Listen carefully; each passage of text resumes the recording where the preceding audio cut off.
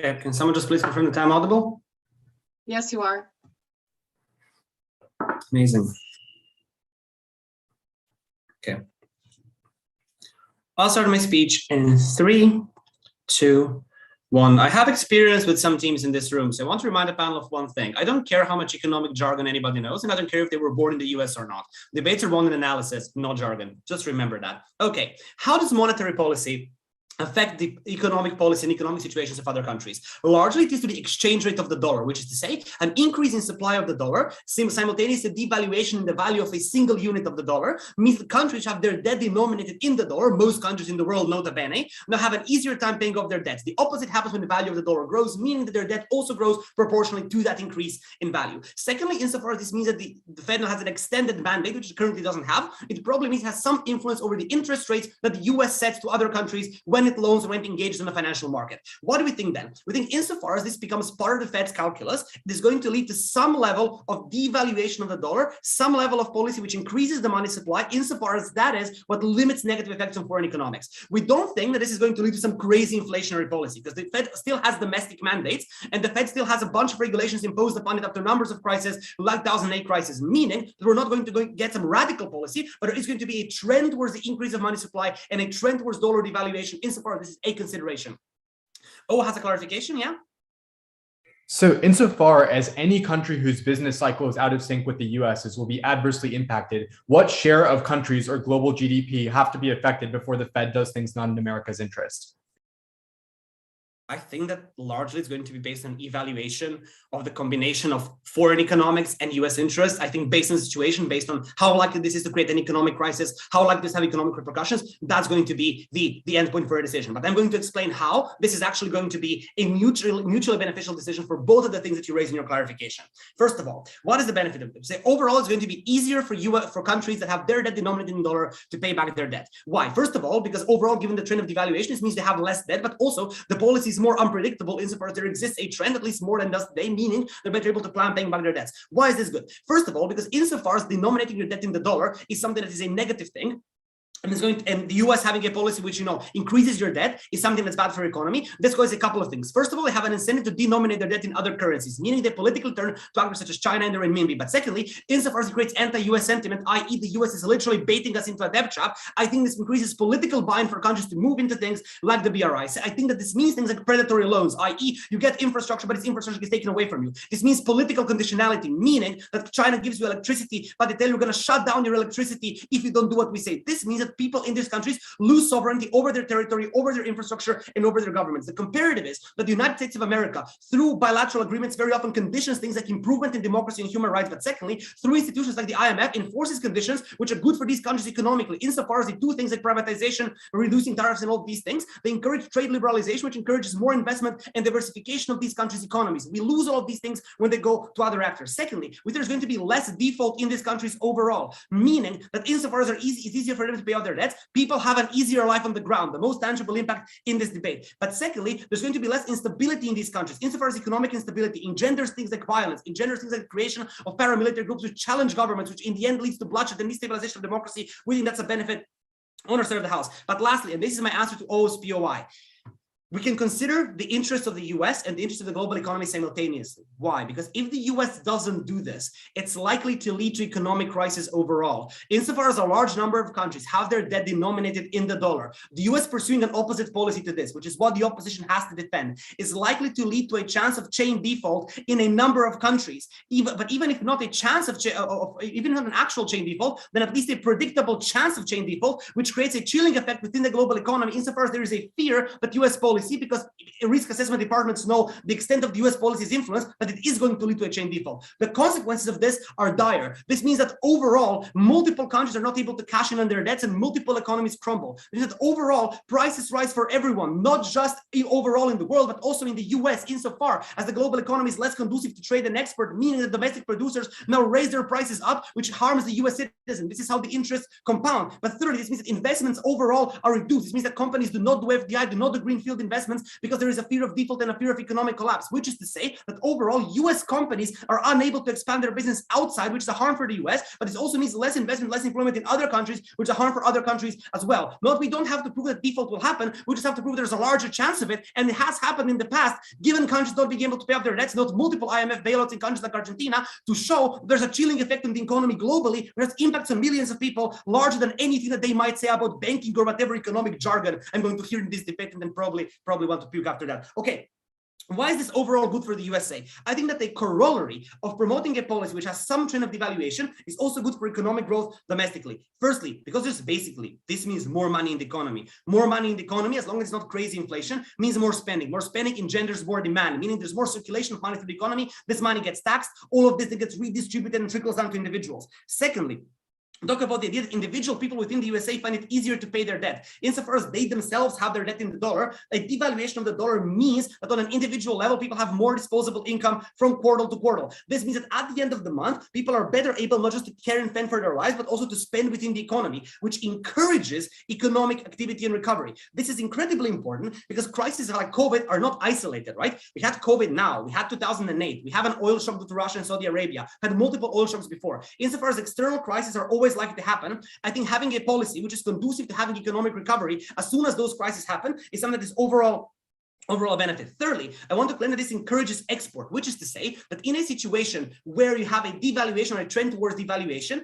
your exports become cheaper for other countries because a unit of other currency is able to buy more units of your currency. Insofar as they trade with the US in the dollar, this means it's more profitable to import commodities and goods and services from the US as opposed to other countries, which means that on economies of scale, things like startups, things like small and medium scale businesses have a larger access to exports overall, which I think encourages the US economy. An incredibly important thing to point out here is that on both sides of the house, we have a consideration of the United States interest. What we prove on our side of the house is that if you don't consider the interest of foreign economies, not only is that a harm on other countries and millions of people across the world, this is not an actor motion. So if somebody wants to run US as primary benefit, be my guest. But we secondly prove that insofar as reckless monetary policy at home can create global economic crisis cycles, which also affect the US economy. Note how global recessions like COVID, even if they don't start in the US, create recessions in the US equally that harm US exports and harm the US economy. We're also able to prove benefits for the US at the end of the day. I don't know if this is true, like in the world of economic Wikipedia. I know that they give analysis. So I invite other teams to rebut that analysis if they want to go through the semifinal. Opening government will win. Thank you very much to the Prime Minister. We are happy to call the leader of the opposition to continue.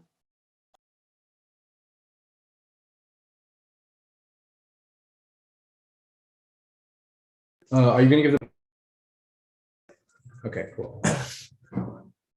I'm going to talk about two things in my speech. Firstly, how this affects the Fed and why it is that we're going to turn all of the arguments coming from opening government and explain to you why this is much more likely going to push countries away and lead to global economic collapse. And secondly, I'm going to talk about what this likely politicizes the Fed, compounding all of the harms that OG wants to talk about. So then, firstly, how does this affect the Fed? The most important thing to understand about the Fed as a whole is the fact that it uses monetary policy in order to counterbalance either recessions or inflation within the US. But the most important thing to note about this is that it is very predictable and it responds in ways that both investors and other countries can react to. It does this through a myriad of ways, like printing money, changing the federal funds rate, etc., etc. What this means is that on their side of the house, when the Fed begins to decide its policy based off of other countries, it becomes impossible to make decisions when it comes to people on the ground. And note here the vague characterization from opening government as to exactly how this is likely going to work, right? They just vaguely say, oh, we'll make this decision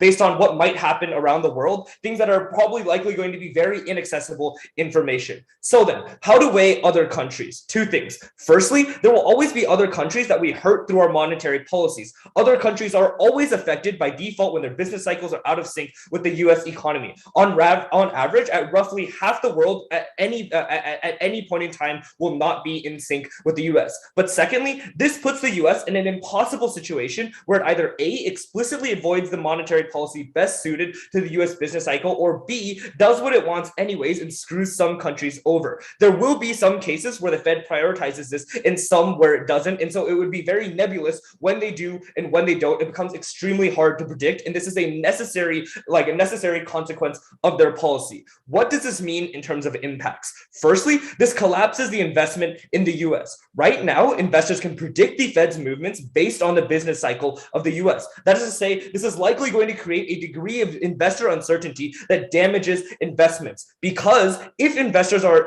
in a recession, but expect the Fed to drop interest rates and juice the stock market, they will keep their money in the market since they know that they will be protected by the Fed's policies. If they don't know what the Fed will do or actively go in the opposite direction, they're incentivized to pull all of their money out of the market immediately in order to check back against this risk. This means that the US economy will now likely snowball into the initial direction that it takes, meaning that recessions become depressions or inflation becomes much, much higher. And then when the Fed does decide to respond, that they have to raise interest rates much more than they previously would have, and it causes recessions that otherwise wouldn't occur. Basically, it snowballs the direction of the economy in a way that investors can never have confidence, and every issue becomes much, much worse. Note that this is also true to other countries' investors, right? Collapse in the US economy is the #1 impact on other countries' economies, right? US demand for consumer goods in developing countries is the key driving force for much of the developing world. More developing countries also default when their economy as a whole struggles and has less tax revenue. So the aggregate harm from US recession to developing countries is going to be much higher, and the chances of these recessions happening is going to be much bigger, just simply because monetary policy cannot possibly be coordinated. Note this means two things. Firstly, it flips the analysis that they give us about the trust in the US dollars and the fact that countries might turn away to negative actors, right? Because when the US is known to have unreliable monetary policy and unpredictable monetary policy, it means that they are forced to invest or trade or like take their investments to other countries that bring all the impacts that OG wants to talk about. But secondly, the instability from the US and the Fed will also force the countries out, which takes away their analysis about how US investors won't be able to invest in other countries anymore, because you're much more likely going to be unstable on their side of the house. What then do we think is the comparative, right? I think there are other institutions, even US-based ones, that are likely going to be able to change this, right? And the biggest one we want to talk about is the IMF, which OG admits to us is actually good, right? For example, the IMF during COVID waived tons of loans for other countries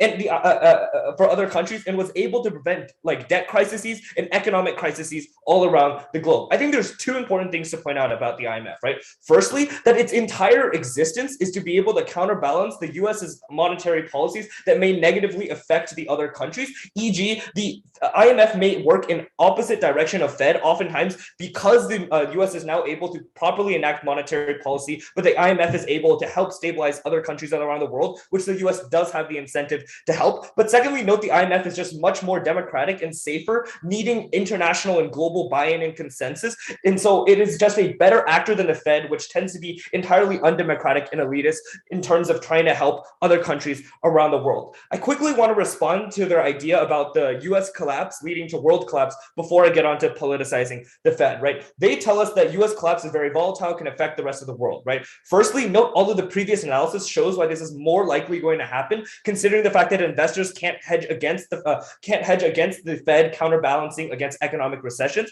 But secondly, note the fact that the IMF acting in unison with the Fed is much more likely going to be stable. Before I go on to the second point, I'll take a POI from closing. How can the IMF work out these implications if they have the same bunch of economists that will end up working for the Fed too? Like, these are the most competent people in the world. Surely they can figure this out. Yeah, but the IMF is democratic and requires global consensus, whereas the Fed is entirely run independently, democratically from the start. So secondly, then, how does this politicize the Fed, and why is that bad? Firstly, I want to point out that the far left and the far right in America both don't like the Fed, right? It's very undemocratic and very elite at the same time. Central banks, however, are necessary necessary because they can override the political swings that can oftentimes force short-term monetary decisions that hurt long-term outcomes, right? So for example, the Fed oftentimes can do things like bailing out banks, which is super unpopular to the people, but could eventually do things like saving us from global recessions. The comparative on their side is they now need to rely on politicians who now have an increased incentive to try to control the Fed because of its new implications as an actor that cannot stabilize the American economy. Note two things here. Firstly, that politicians are oftentimes going to be are held accountable to a 4-year unemployment pressure, which means a lot of the decisions that they want to make are going to be countervailing to the long-term benefits of the US economy. But secondly, note the fact that the Fed hurts us in the short term and the long term in many of the cases that they want to talk about, right? Like the cases where the Fed is likely going to hurt the US population in order to help countries outside of them not to help themselves in the long term. This becomes a huge issue because it damages the ability for the Fed to hold the economy stable, and it also likely means that this offsets the ability for people to properly advocate for legislation that should have been previously checked and balanced by the Fed, but now no longer is. I'm very proud to oppose. Thank you very much, the leader of the opposition. Now it's time for Deputy